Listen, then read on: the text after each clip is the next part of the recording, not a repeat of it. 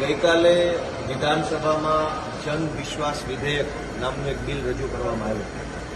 હકીકતમાં જનતામાં વિશ્વાસ નહીં પણ અવિશ્વાસ વધે એવા પ્રકારનો કાયદો ગુજરાતની વિધાનસભામાં કાલે બનાવ્યો.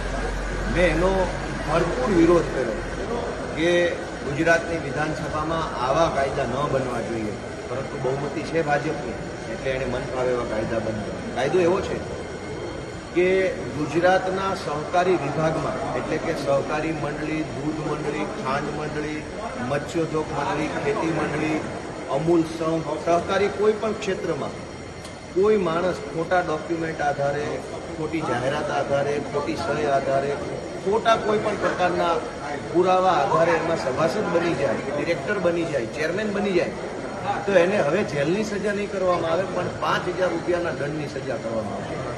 મેં એનો વિરોધ કર્યો કે કોઈ માણસ સરકારના પ્રતિનિધિને, સરકારી માણસની સામે ખોટા ડોક્યુમેન્ટ આપીને જો સભાસદ બને, ડિરેક્ટર બને, ચેરમેન બને તો એને જેલમાં પૂરી દેવા જોઈએ. એના બદલે ભાજપની સરકારે ગઈકાલે વિધાનસભામાં જન વિશ્વાસ, હકીકતમાં જન અવિશ્વાસ વિધેયક રજૂ કરી અને ખોટા ડોક્યુમેન્ટ આધારે સભાસદ બનવાનો કે ચેરમેન બનવાનો રસ્તો ખોલી આપ્યો.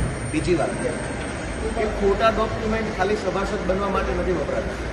ખેડૂતના નામે લોન લઈ લેવામાં પણ ખોટા ડોક્યુમેન્ટ વપરાય. ખોટા ડોક્યુમેન્ટમાં માત્ર કાગળ નહીં, ખેડૂતની ખોટી સહી કરવી, ખેડૂતનું ખોટું ખાતું ખોલાવવું બેંકમાં, ખેડૂતનો ખોટાનો ઉપયોગ કરવો, આ બધું પણ ખોટી પ્રોસેસ છે.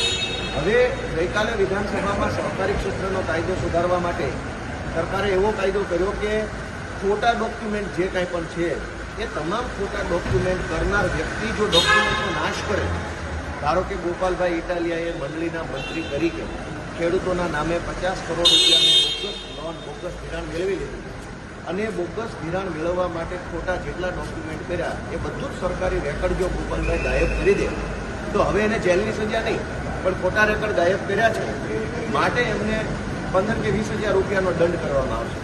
ગઈકાલે ગુજરાતની વિધાનસભામાં એક ભયંકર ખેડૂત વિરોધી, ગામડા વિરોધી, સહકાર ક્ષેત્ર વિરોધી કાયદો પસાર કરવામાં આવ્યો. મેં એનો વિરોધ કર્યો કે ખોટું કરનારાને દંડ ન હોવો જોઈએ પણ એને જેલની સજા હોવી જોઈએ. આ સિવાય જન અવિશ્વાસ